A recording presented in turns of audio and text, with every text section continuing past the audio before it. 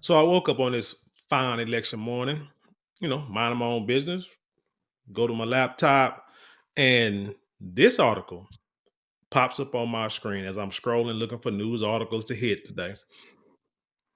And it shows you all that it shows you why that you cannot trust politicians, and for us, especially the Democratic Party.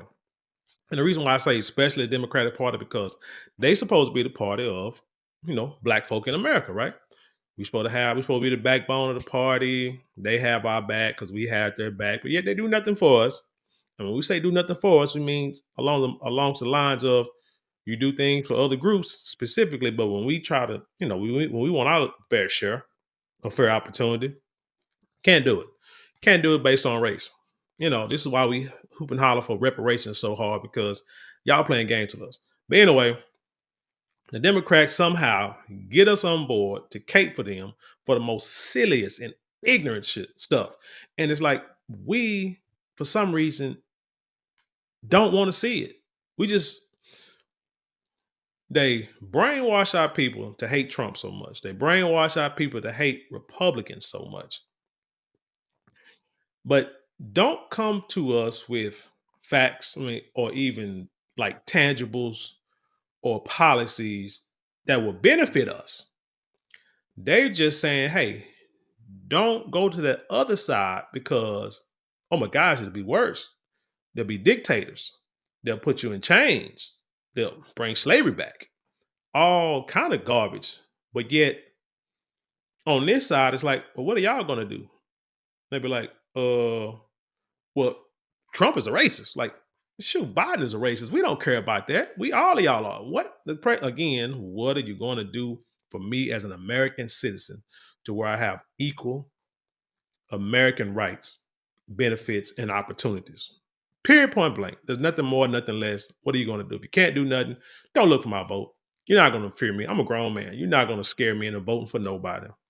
If I'm gonna vote for somebody, I'm gonna vote for what I feel is best for me and my peoples. And if you don't like it, kick rocks. But anyway, so this whole migrant issue never really made sense. Now, this is not a new story, but this is a story. Well, this story is new, but this topic isn't new because it came up years ago. It tried to be put out there years ago, but somehow, well, hey, the Democrats, politicians control the media. This is why you got people like George Soros trying to buy radio stations. This is why Mark Zuckerberg come out and said how the Biden administration kind of tried to persuade or influence the things that he allowed on his on a Facebook platform. This is why you cannot trust the media when it comes to politics because this story was out a few years ago. Then, like say, it kind of just disappeared, almost to the point where I almost forgot about it until I saw it this morning. And this is where the whole migrant influx makes sense because it didn't make sense to us. And shout out to all my foundation of Black Americans or my descendants of freedmen, especially those in Chicago who using their voice to say, man, they're not taking this because y'all allowing these people to come in and they're destroying our communities and y'all not doing nothing for us. Y'all closing our schools, boarding up the houses, saying, tearing them down, demolishing them, gentrifying the Black neighborhoods, taking the Black folks' land. And then these people come across this border with nothing. You don't know who they are. A lot of them are criminals. And you putting our citizens, you putting our livelihood in jeopardy.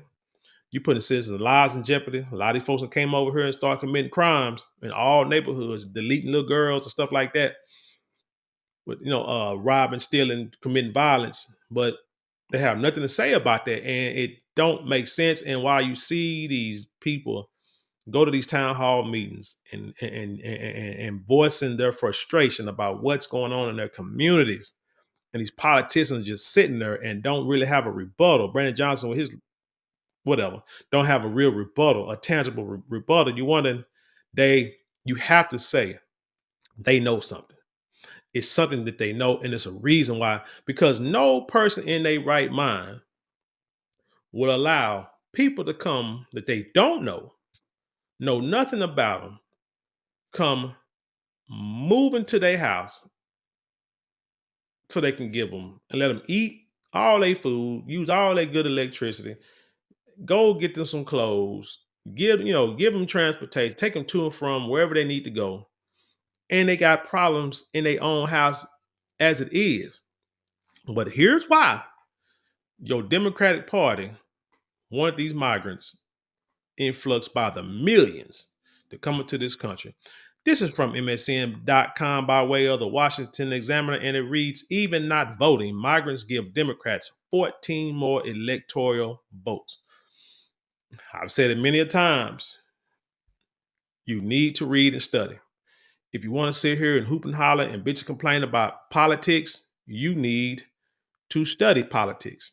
You need to understand about the three branches of government, how they work, what kind of power they got. Kamala Harris came out not too long ago and almost slipped and almost told y'all too much, but it still went over y'all heads when it was pressing her about something. I forgot what the topic was about, but it had to do with finances. And she said, now, all that rhetoric she put against Trump and how Trump ain't allowing this, Trump won't do this, that, and the third. She came out and said, well, Congress has the purse strings, which means the Senate and the House. She said they're talking about migrant money and money going overseas to these other countries to fund wars. She said that Congress pulls the purse strings. And like I said, it went over a lot of people's heads because y'all don't understand it. What she's telling you is who you vote for. You can sit like the president, vice presidents are pretty much like the face of the government and the deciding votes for the government, not really doing anything and making things happen. They can make suggestions to the Congress. Congress decides what they want to do, what they don't want to do, and that's just it. And then they start to go into voting and stuff like that. And this is why it's good to go to your legislators' meetings as often as possible, whether it be like in January or even your local city council meetings. These are the people that dictate your life, your day-to-day living legally, not Kamala Harris, not Donald Trump. They can say what they want to do because you saw even when Donald Trump was in office in his 4 years, there's some things that he said he wanted to do, he didn't do. He couldn't do a lot of things he could because he got people on his team in Congress that agreed with him. That's why they want to put certain Supreme Court justices in because they're in there for life. It's those people, because you need an ally. So you have allies in power, you can get things done. If you don't, you can't get things. The president and the vice president can't get things done. So understand that. So the Democrats is like, this is what we'll do. We're gonna let these people in, especially these It's why it kind of don't make sense where you can have a state like Texas. That's a red state, but your Houston, your Dallas, I think San Antonio, them cats are blue cities. It's like why the big cities are blue, but how's that possible? The states are red. Well, because of that's where your migrants go, legal and illegal. They're gonna go to the big city for the most part, or to a well populated area. That's how they're gonna try to change. How they try to stack the box, if you see, stuff the ballot box, if you will. But anyway, let me go ahead and get into the article. It says the influx of millions of migrants has shifted political power in the nation to Democrats, even though they are not allowed to vote, according to a new analysis of the Electoral College and constitutional representation. While they may be considered non-citizens, illegal and legal migrants are counted by the census, and those numbers are used to shift congressional districts, which affect electoral votes, according to two new studies from the Center for Immigration Studies. Now, my descendants of freedoms. You know what this sounds like? I mean, just think about it just for a second. It should. I mean, since y'all, hollering and crying and getting upset about politics, and like y'all know politics, you know what this sounds like, right?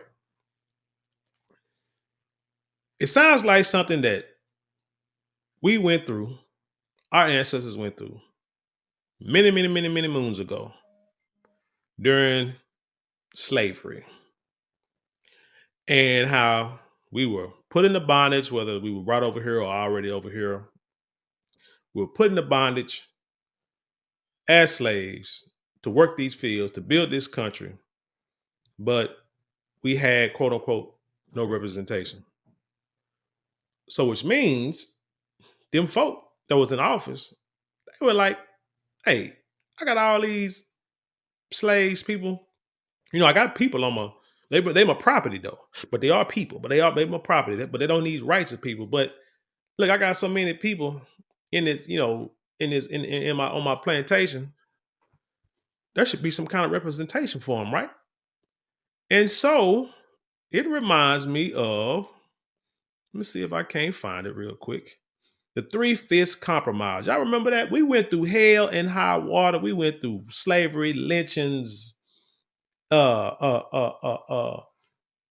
assault physically, verbally, mentally, essayed, however you want to say it also. We went through all this for years, lynchings, just destruction, the taking of our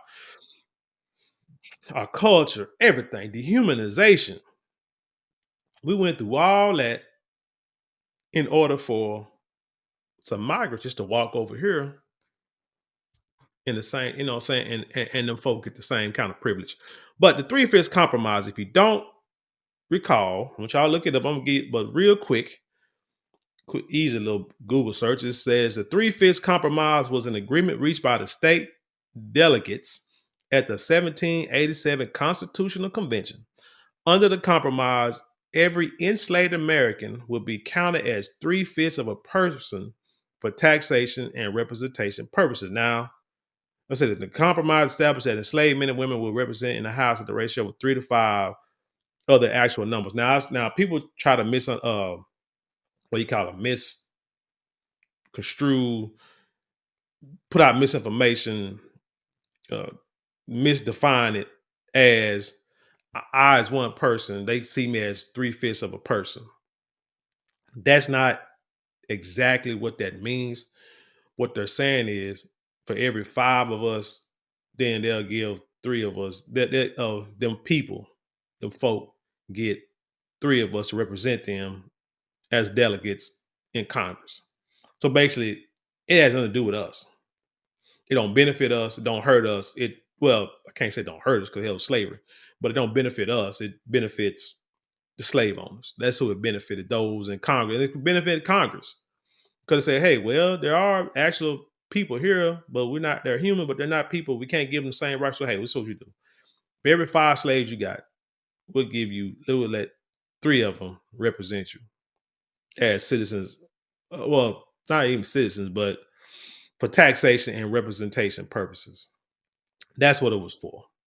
And fast forward, migrants are getting this, they're doing the same thing with these migrants, which is why they allow millions upon millions of these people to come in at this time. Let's see, let me keep going.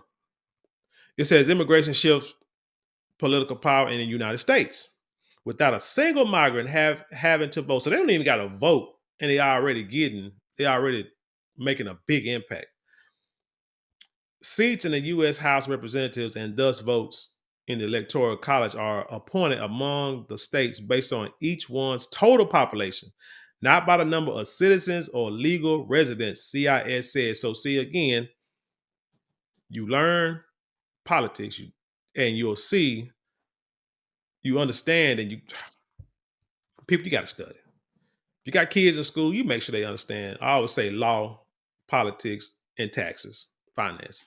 You just make sure they understand that, because if they don't, man, this stuff will keep happening, and we'd still be on the bottom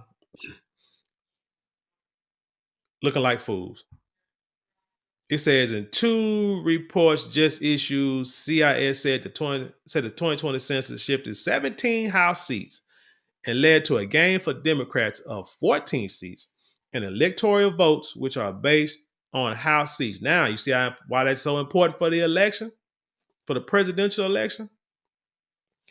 Since that census and during the Biden Harris administration, 10 million more legal and illegal migrants have come to the U.S. at a number that alone could shift 13 more electoral votes. The president's power when it comes to immigration is extensive. Let's see. They talk about some charts, which you got to click on. Say below charts to show The impact of the Trump Biden Harris administration. I imagine the impact of 4 years of Harris extreme migrant agenda. You know what? Let me click on this real quick. Y'all probably won't see it, but let's see. It's not coming up. It didn't pop up. Okay. Oh, there you go. Hold on. There it is. Kamala's immigration agenda. Oh, what is this on? Oh, this is on her website. Amazing. We are a country of immigrants. It's time for America to lead with our values and enact comprehensive reform. Kamala grew up knowing the simple truth. Immigrants don't just belong in America. Immigrants are part of the fabric of America. As a child of immigrants, she will prosecute the case against Donald Trump's inhumane immigration policy. Oh, what? What is this? What is this? Huh. Well, that's what Kamala want to do. You probably can click on that and see it yourself. And this other one, what is this? Policy choice matter when it comes to level of immigrant president's power when it comes to Center for Immigration Studies. Okay, so there's a couple links on here. Y'all can click on that. It say if the total illegal immigration population continues to grow at the current rapid pace, immigrants will be would redistribute approximately 22 seats in the 2030 census, said Steve Camarota, the center's director of research. Illegal immigrants captured in the 2020 census redistribute 2 seats. If the illegal immigrant population continues to grow at the current pace, it will redistribute 7 seats by 2030, he said. Republicans have long argued that the Biden Harris open border agenda was aimed at cementing Democratic power in Washington. Most of those who enter the country legally and illegally head to Democratic controlled cities. See, that's why, like I said, people say like cities like Houston and Dallas and I think like Austin and like San Antonio, whatever, and well, New York City, they, they're blue. And that's why those like the ones up north, they're sanctuary cities because they bring their migrants in Chicago, stuff like that, because they talking about flipping Chicago, red like a sun gun. But anyway, let's see. Republicans have long argued that the Biden Harris open border agenda was aimed at cementing the Democratic Party of Washington. Most of those in the country legally hated Democratic controlled cities, boosting and expanding the party's lock on electoral college use to select presidents.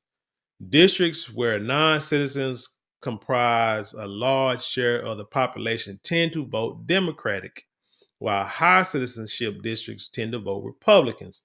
Of the 24 districts where 1 in 5 adults is not an American citizen, 20 were won by a Democrat in 2022.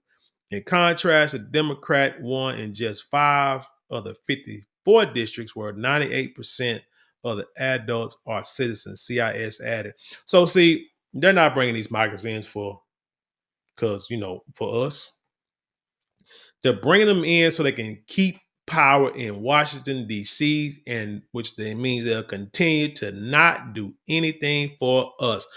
I know there are a lot of issues going on being discussed in this election.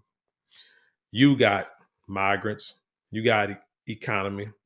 The big thing that the Democrats are that are pushing or fighting on is the reproductive rights.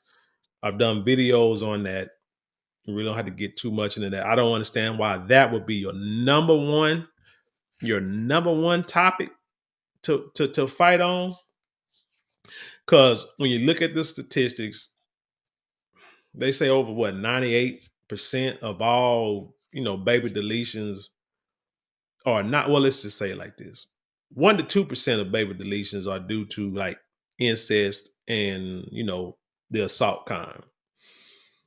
It's 1 to 2%. So basically the majority, and I won't say 90% because there's always still other, variables, but let's just say the majority of them is just a way of using birth control, a way of using it for birth control, which is sick in itself.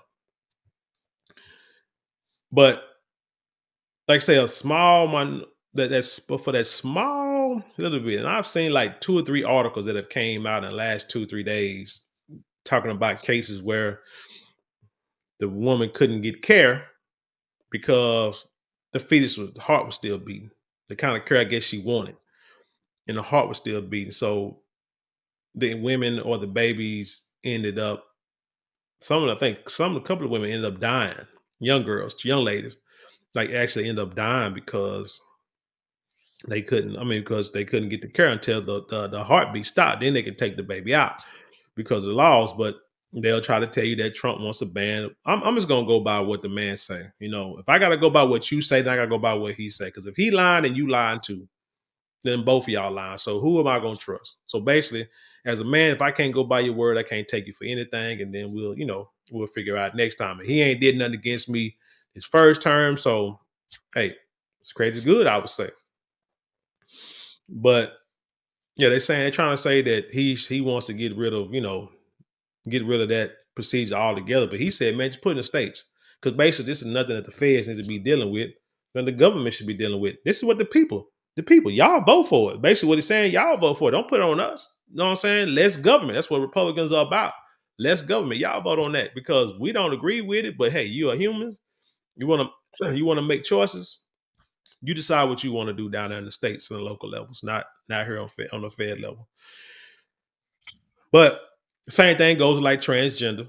It's like 1% of the people trying, that claim to be transgenders, but yet for some reason, it's we're bombarded with it.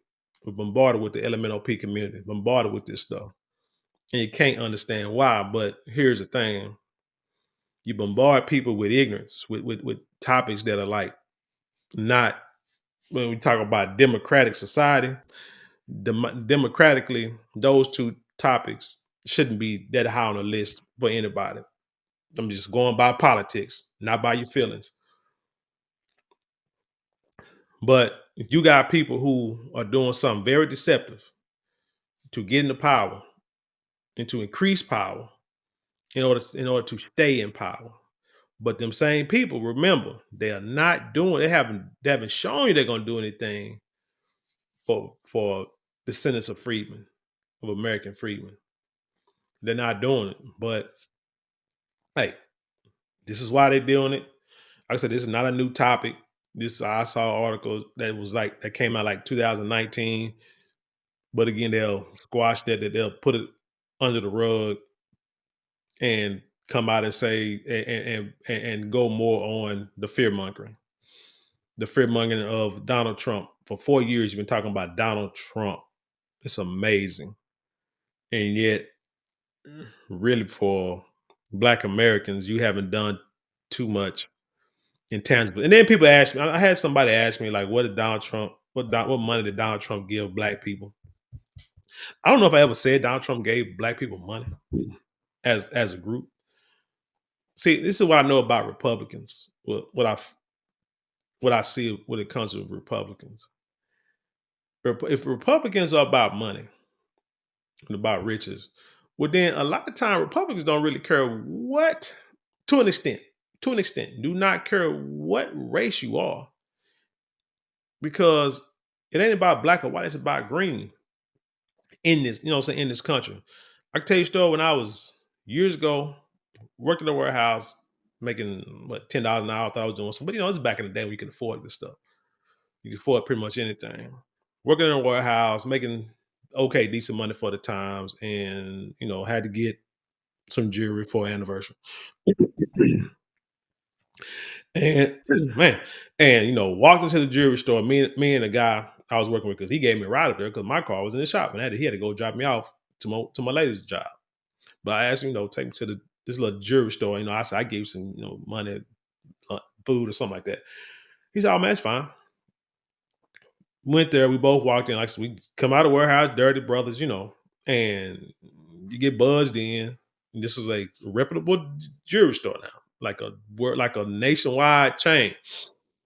Uh, walk in there, and you got three ladies working behind the counters, and either security, policeman over there in the bill. And that's it. No customers, just us two.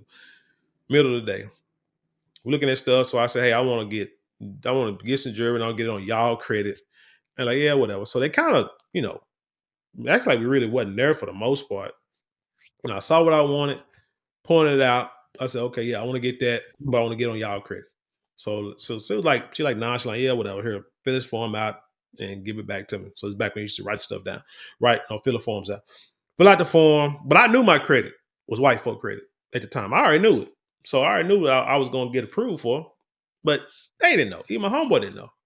So fill the paperwork out, and I was like in my early 20s and give it, they go back, do whatever they do, call it in, type it, whatever they do. We sitting here looking around, looking at all that stuff, and then this woman hollered out like a large amount, like in the thousands, right? No, Mike. She said they worth, let me say, like I don't know, like $10,000, whatever. And we talking about like say young. So when I say large, large for the time, not right now, for my situation, it's like $10,000. And they're like, and the lady was like, "What? How much? Like $1,000?" I say, "No, like $10,000." And I mean, it seemed like the whole building lit up. And this woman, she was trying to show me everything. Now I'll say this: the jewelry set was like $700 on sale for $700 because I knew I want to do too much. I want something I knew I could pay off and build my credit. Okay, so it was like $700, but she was trying to show me diamond necklaces, diamond rings, things costing thousands of dollars and all this kind of stuff. I'm like, no, no, I just want to get this. You know what I'm saying? That's fine. So she took it out, cleaned it up for me, let me look at it. You know what I'm saying? Then she wrapped it up. And then the other ladies come over there and they tell me I can gift wrap it for you and wrap the stuff, gave me like everything, wrapped it up in a nice bowl and put a nice bag with the little tissue paper, all that stuff. Man, I got like the world class treatment. Now again, I only spent like a few $100s, but they were trying to build upon maybe like future purchases and stuff. They treat, you know what I'm saying? But again, my point is when they thought they had no money, thought it was just a little dirty warehouse or whoever little guy coming in looking at jewelry, they probably police probably thinking we're gonna try to rob the place out in third, whatever. But he actually coming in to purchase something once they realized I had the credit, had the history, and I could get what I wanted out of that store, they treated me different. So that's all I'm saying. My point is, like I said, it ain't all about black and white all the time. When it comes to money, when people see money before they see color. If you can bring them money and they can bring down, don't forget nothing, but don't get it twisted. You start making them money, oh, it'll get racial real quick. You can ask P. Diddy and Bill Cosby, to name a couple. R. Kelly, like real quick. Once you start bucking the system and thinking you bigger than it, oh yeah, it can get racial real quick. But as long as you part of status quo, so I mean, so yeah, it's all race always gonna play that part in it, but not on the level that you think it is. Like seriously. But anyway, that's all I got for this story. Hey, today is election day. I voted early voting first day in Texas. I tried to get a lot of you guys to do early voting too, but hey, let's say about 50% of the people are early voted, which is good, which is real good, which is good. But anyway, today the polls are open right now. I think here in Texas they close at 7. So this is gonna be a crazy day today. It's gonna be a lot of people out. I think it's gonna be well, people have made this a race and gender issue for this election like none other I've seen before. Even like when Obama ran, people weren't acting crazy. But now you got a white dude and then a fake black woman. And somehow it have made it from misogynist to, with transgender, uh, the what you call a migrant crisis. And then you got wars overseas. It's a lot of it's a lot of big topics going on, and they're trying, and they try to smoke and mirror us with, with like I said, with the women's rights and do my body, my choice mess. And like I said, that sounds so childish to me, especially when you see what the real purpose is, what's really going on behind closed doors. Like I say, Congress control the purse strings, and this here this here Democrats bringing all the migrants in just so they can have more votes. But again, you might say, hey, well, that's good for Democrats. So that way, we can stay in power. So racist people like Donald Trump can't get in. And that way, black people won't be in chains. Man, whatever. Whatever. Believe that crap if you want to. Anyway, thank y'all for tuning in. Hey, I appreciate y'all watching. Don't forget to like, share, comment, and subscribe. Those 4 things cost you nothing but maybe a couple of minutes out your day, but they mean the world to us here. If you would like to support financially, you can always give a super thanks, super chats, or go to the description box. There are links there you can click and you can help support the channel that way. Don't forget to go to marlonmorale.com. That's marlonmorale.com. Get 10% off your first purchase of all of our luxury items in the store. Or if you go click on the shop button below, we having a sale on our on our mini beard kits. It's sandalwood scented, and sandalwood is clinically proven to stimulate hair follicle growth. So we have beard oil, beard balm, and the beard wash. Little mini kit. Like I said, normally $25 retail, but we got it on a pretty good sale. Probably gonna keep it like that at that price, at least for the end of the year. So hey, go in, go in, get you a kit, get a kit for yourself, for your loved ones, for that man in your life. Hey, if you want to try to get that beard growing or get it thicker, hey, why not use the best fragrance out there, and that's sandalwood, right? Use the best natural oil out there, and that's sandalwood. Get yours today. Get one, like I say, get it for some family members or friends or what have you. But anyway, with that being said, I leave you in peace, and I'll see you on the other side. Don't forget, let your voice be heard today. Peace.